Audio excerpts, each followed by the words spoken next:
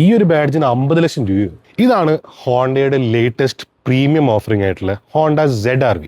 Price announce ആയിട്ടില്ല, പക്ഷെ നമുക്ക് തോന്നുന്നത് ഇതൊരു 40 to 50 lakhs ഉള്ളിലായിരിക്കും ഈ വാഹനത്തിന് പ്രൈസിങ് വരാൻ പോകുന്നത്. ഈ ഒരു ഫാമിലി SUV ഡ്രൈവിന് വേണ്ടി നമ്മൾ വന്നേക്കുന്നത് BICയിലാണ്. ഇതിൽ വന്നേക്കുന്നത് പെട്രോൾ എഞ്ചിൻ ആണെങ്കിലും ഇതൊരു EV കാറായിട്ടാണ് വർക്കാവുന്നത്. അങ്ങനെ ആകെ മൊത്തം ഒറ്റ വാക്കിലാണ് നമുക്ക് ഈ വാഹനത്തിന് നമുക്ക് എക്സ്പ്ലെയിൻ ചെയ്യാൻ പറ്റുന്ന confusing. So my fly wheelers, നമുക്ക് ഈ കൺഫ്യൂഷനൊക്കെ ഒന്ന് മാറ്റാം. Welcome to fly wheel.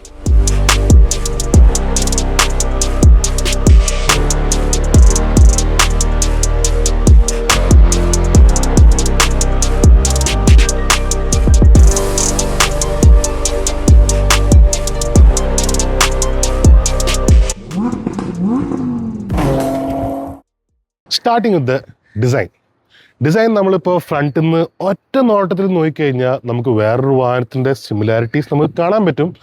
പക്ഷേ അതല്ല ഈ ഒരു വാഹനത്തിൻ്റെ ഡിസൈൻ വന്നേക്കുന്നത്.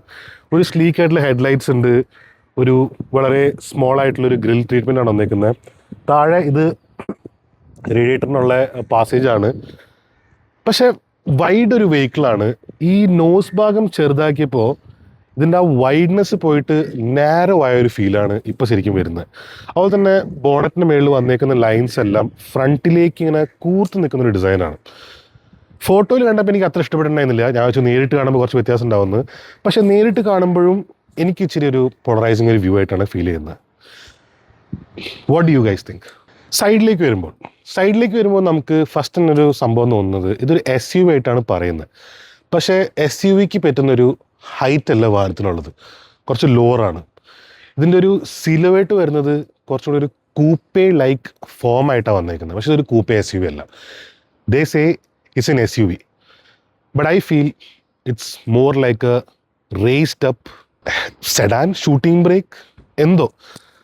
ആ ഒരു കൺഫ്യൂഷൻ എനിക്കുണ്ട്. എനിക്ക് ഇതിൻ്റെ ഡിസൈൻ അത്രയ്ക്ക് അങ്ങോട്ട് I have not understood what it completely is.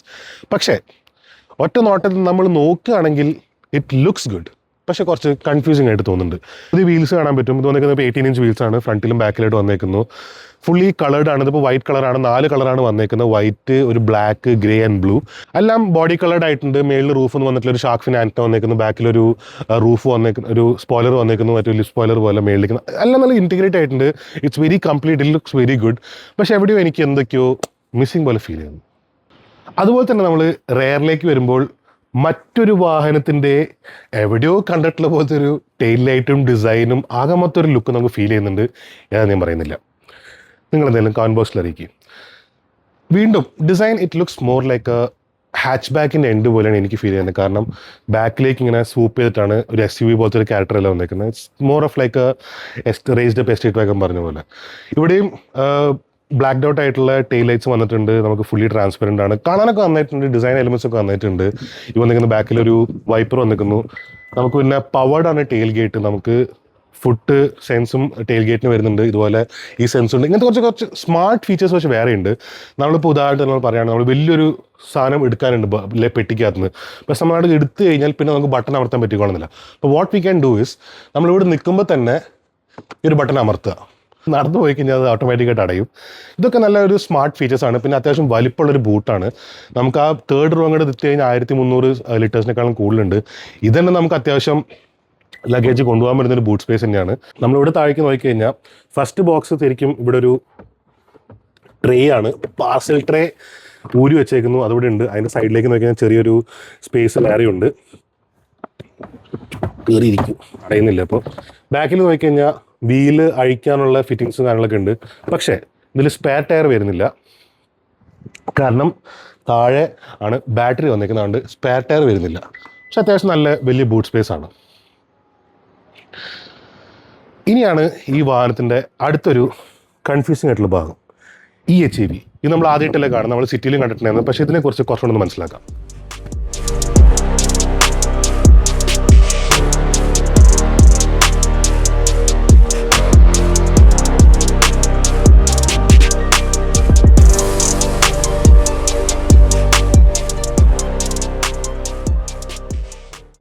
നമ്മൾ ട്രാക്കിൽ സ്റ്റാർട്ട് ചെയ്തിട്ടുണ്ട്.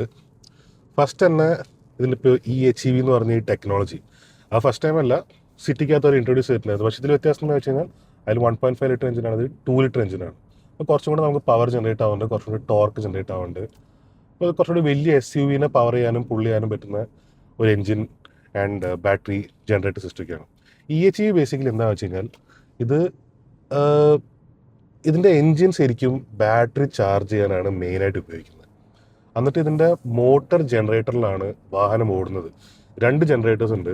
അതിൽ ഫസ്റ്റത്തെ ജനറേറ്ററിൻ്റെ ഉപയോഗം എന്താണെന്ന് വെച്ച് കഴിഞ്ഞാൽ എൻജിന് ആ ജനറേറ്റർ റൺ ചെയ്യും, എന്നിട്ട് ആ ജനറേറ്റർ ഉപയോഗിച്ചിട്ട് ബാറ്ററി ചാർജ് ചെയ്യും.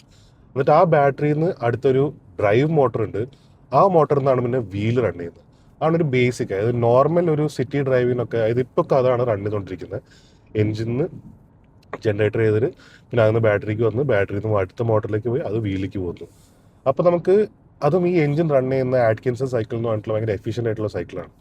അതിൻ്റെ ഒരു ദോഷം എന്താണെന്ന് വെച്ച് കഴിഞ്ഞാൽ ഭയങ്കര പവർ ജനറേഷൻ കുറയും. കാരണം മാക്സിമം കുറവ് എയർ ഉപയോഗിച്ചിട്ടും എയർ ഫ്യൂൽ മിക്സ്ചർ ഉപയോഗിച്ചിട്ടാണ് കമ്പഷൻ നടക്കുന്നതും. അപ്പോൾ കമ്പഷൻ്റെ റേഷ്യോ കുറയും. അപ്പോൾ നമുക്ക് എഫക്റ്റീവ്ലി പവർ ജനറേഷൻ കുറയും, പക്ഷേ എഫിഷ്യൻസിയാണ് മാക്സിമം.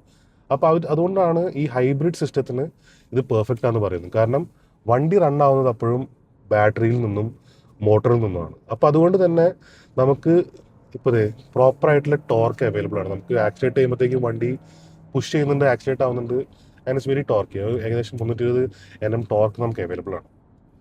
ഇതിനിപ്പോൾ 3 ഡ്രൈവ് മോഡ്സ് ഉണ്ട്. 3 ഡ്രൈവ് മോഡ്സ് നമുക്ക് എങ്ങനെ വരുന്നത് വെച്ച് കഴിഞ്ഞാൽ ആദ്യം ഞാൻ പറഞ്ഞ പോലെ സിറ്റിക്കകത്തുള്ള യൂസാണ്. പിന്നെ അത് കൂടാണ്ട് നമുക്ക് ഹാർഡ് ആക്സിലറേഷൻ, നമുക്ക് പ്രോപ്പറായിട്ടുള്ള ക്വിക്ക് ആക്സിലറേഷൻ വേണ്ട സമയത്ത് ബാറ്ററിയിൽ നിന്നും കൂടെ, ഇപ്പോൾ നമുക്ക് സാധാരണ എഞ്ചിൻ നിന്ന് മാത്രമാണ് റൺ ചെയ്തുകൊണ്ടിരിക്കുക. നമുക്ക് ഹാർഡ് ആക്സിലറേഷനും ബാറ്ററിയിൽ നിന്നും കൂടെ പവർ എടുത്ത് നമ്മൾ ഈ മോട്ടറിനെ റൺ ചെയ്ത് അപ്പോൾ എക്സ്ട്രാ പവർ നമുക്ക് ജനറേറ്റ് ആകും. അതുകൊണ്ട് ഇപ്പോൾ നമ്മൾ ഹൈവേയിൽ പോയി കഴിഞ്ഞാൽ ഇത് ഈ ഒരു പറയാൻ പോകുന്ന അടുത്ത സാധനം ഹോണ്ടയ്ക്ക് പറയുന്ന സ്പെസിഫിക് ആയിട്ടുള്ള യുണീക്ക് ഫീച്ചറാണ്. ഇതിനൊരു ക്ലച്ച് ഉണ്ട്, ഒരു ലോക്കപ്പ് ക്ലച്ച്. ആ ക്ലച്ച് എൻഗേജ് ആയിട്ടാണ് നമുക്ക് എഞ്ചിനും ടയറും, അതായത് ഫ്രണ്ട് വീൽ ഡ്രൈവിലേക്ക് റൺ ആവുന്നത്. അതെവിടെയാണ് ഉപയോഗിക്കുന്നത് വെച്ച് കഴിഞ്ഞാൽ ഹൈവേസിൽ, നമ്മൾ ഹൈവേസിൽ ഒരു 100-120 കോൺസ്റ്റൻ്റ് ആയിട്ട് മെയിൻറ്റെയിൻ ചെയ്ത് പോകുന്ന സമയത്ത് എഞ്ചിൻ മാത്രം ഉപയോഗിച്ചിട്ടാണ് വണ്ടി ഓടുന്നത്. അപ്പോൾ എഞ്ചിൻ ഡയറക്റ്റ് ആയിട്ട് വീൽ ടേൺ ചെയ്യും. അതിനാണ് ഞാൻ പറഞ്ഞ മറ്റേ ഓട്ടോ ലോക്ക് ക്ലച്ച് എന്ന് പറഞ്ഞൊരു സംഭവം ഉള്ളത്. ഇനി ഇതിൻ്റെ വേറൊരു പ്രത്യേകത, ഇതിന് ECVT ആണ് ഇതിൻ്റെ ഗിയർ ബോക്സ് പറയുന്നത്. ECVT എന്ന് പറഞ്ഞു കഴിഞ്ഞാൽ നമ്മൾ വെക്കപ്പോൾ ഈ CVT ഗിയർ ബോക്സിൻ്റെ ഒരു ഇലക്ട്രിക് വേർഷൻ. അപ്പോൾ സംഭവം അതല്ല. ഇതിൽ ഒരു ഗിയർ ബോക്സ്, ഒരു കൺവെൻഷണൽ ഗിയർ ബോക്സ് ശരിക്കും പറയുക ഇല്ല. കാരണം വാഹനം റൺ ചെയ്യുന്നത് നമുക്ക് മോട്ടറിലാണ്. മോട്ടറിൽ തന്നെ റൺ ചെയ്യുന്നത്. ആകപ്പാടെ ഹൈവേയിൽ ക്രൂസ് ചെയ്യുമ്പോൾ ഒരു കോൺസ്റ്റൻറ്റ് സ്പീഡ് ഓടിക്കാൻ വേണ്ടി മാത്രമാണ് എൻജിൻ ഉപയോഗിക്കുന്നത് തന്നെ. ശരിക്കും മറിച്ചൊരു നോർമൽ ഗിയർ ബോക്സ് ഇല്ല.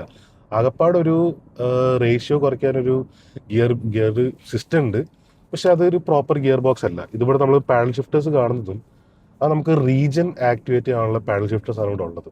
സോ ദിസ് ഈസ് ഒരു ഇലക്ട്രിക് വെഹിക്കിൾ തന്നെ പറയാൻ പറ്റും. പക്ഷേ നമുക്ക് ചാർജ് ചെയ്യുന്നതിൻ്റെ പ്രശ്നങ്ങളൊന്നും വരാനില്ല. കാരണം ഒരു എൻജിന് നമുക്ക് ഫ്യൂവൽ ചെയ്തിട്ട് എൻജിൻ നിന്നാണ് നമുക്ക് ചെയ്യുന്നത്. ഇനി coming to the next part, നമുക്ക് ഇതിൻ്റെ ഹാൻഡ്ലിങ്ങും ഡൈനാമിക്സും കാര്യങ്ങളൊക്കെ. ഹാൻഡ്ലിങ് വളരെ നന്നായിട്ടുണ്ട്. ഇതിലിപ്പോൾ ബാക്കിൽ വന്നേക്കുന്ന പുതിയ മൾട്ടിലിക് സസ്പെൻഷനും അതിൽ കൊടുത്തേക്കുന്ന ഡാമ്പിങ്ങും കാര്യങ്ങളൊക്കെ ബാക്ക് ഭയങ്കര സ്റ്റേബിളായിട്ട് നിർത്തുന്നുണ്ട്. ഇപ്പോൾ നമ്മൾ സ്ലാലമൊക്കെ ചെയ്യുമ്പോൾ വളരെ ഈസി ആയിട്ട് ചെയ്യുന്നത്. പക്ഷേ നമ്മളിപ്പോൾ എന്തിനാണിത് BICയിലേക്ക് വന്നതെന്നുള്ളത് എനിക്ക് ഇപ്പോഴും മനസ്സിലായിട്ടില്ല.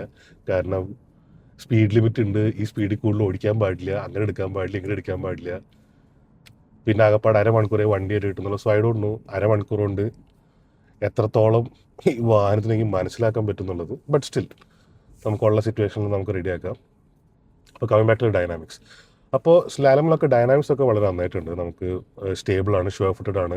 ഇപ്പോൾ നമ്മൾ ഹൈ സ്പീഡ് കോർണേഴ്സിലാണെങ്കിലും നമ്മൾ എടുക്കുമ്പോൾ ഒക്കെ അങ്ങനെ സ്റ്റിയറിംഗ് ഒക്കെ വളരെ പ്രിസൈസ് ആണ്. നമുക്ക് അങ്ങനത്തെ പ്രശ്നങ്ങളൊന്നുമില്ല. കാരണം Honda has been doing this four A long time. നമുക്ക് അതുകൊണ്ട് തന്നെ ഹോണ്ട അക്കാര്യത്തിലൊക്കെ സെറ്റ് തന്നെയാണ്, ഇന്നും എന്നും അന്നും ഓൾവേസ്. പിന്നെ ഇതിൻ്റെ കംഫർട്ട് കാര്യങ്ങളൊക്കെയാണ്. ഇൻറ്റീരിയർ കയറി കഴിഞ്ഞാൽ വെരി മിനിമലാണ്. പക്ഷേ എനിക്ക് ഡിസൈൻ നല്ലോണം ഇഷ്ടപ്പെട്ടിട്ടുണ്ട്.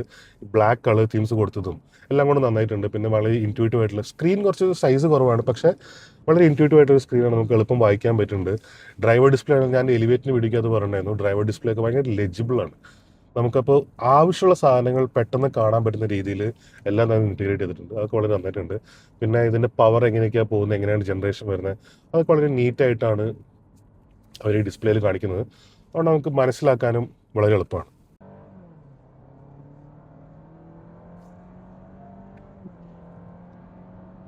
It's very quick.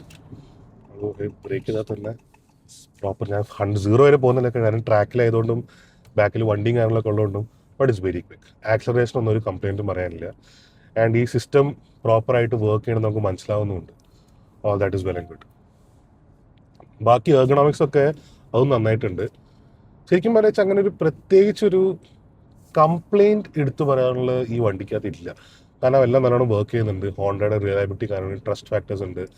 പക്ഷേ ഇത് വരേണ്ട സമയം കുറച്ചും കൂടെ നേരത്തെ ആയിരുന്നു എന്നാണ് എനിക്ക് ഫീൽ ചെയ്യുന്നത്. കാരണം ഇന്നിപ്പോൾ നമ്മുടെ നാട്ടിൽ റേഞ്ച് എക്സ്റ്റൻഡേഴ്സിനെ കുറിച്ചിട്ടും ബാക്കിയുള്ള ടെക്നോളജിയെ കുറിച്ച് സംസാരിക്കുമ്പോഴാണ് ഹോണ്ട ഈ ഒരു എഞ്ചിനും ഈ ഒരു ഓപ്ഷനും ഈ ഒരു ടെക്നോളജിയായിട്ട് ഇന്ന് വന്നേക്കുന്നത് with a car that is probably going to be priced around 35 to 45 lakhs.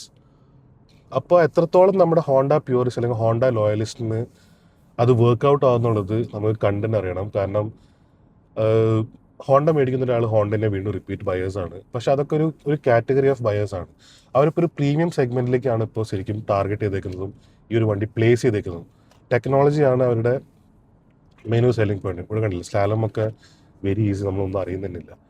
അപ്പോൾ അങ്ങനത്തെ ഒരു സെഗ്മെൻറ്റിലേക്ക് പ്ലേസ് ചെയ്യുമ്പോൾ എത്രത്തോളം ഈ വെഹിക്കിൾ സക്സസ്ഫുൾ ആയിരിക്കും എന്നുള്ളത് നമുക്ക് കണ്ടറിയാണ്ട്. ഇനിയിപ്പോൾ ഹോണ്ട പറയുന്നു ഇനി അവരുടെ 2030 വരെയുള്ള ആ ഒരു ലൈനപ്പിൽ എല്ലാം തന്നെ SUVs ആയിരിക്കും. അതിൽ 1-2 നോർമൽ ആയിട്ടുള്ള കുറച്ച് വോളിയൂം ആയിട്ടുള്ള കാർസ് ഉണ്ടാവും, പക്ഷെ കൂടുതലും ഹേലോ കാർസ് ആയിരിക്കും. ആ ഹേലോ കാർസിൽ ആദ്യത്തെ ഒരു കാറാണ് ഇത്. അവരതുകൊണ്ട് മീൻ ഏഞ്ച് എന്ന് ബേസിക്കലി എന്താ വെച്ച് കഴിഞ്ഞാൽ അധികം അവർക്ക് നമ്പേഴ്സ് ആവശ്യമില്ല എന്നാണ്.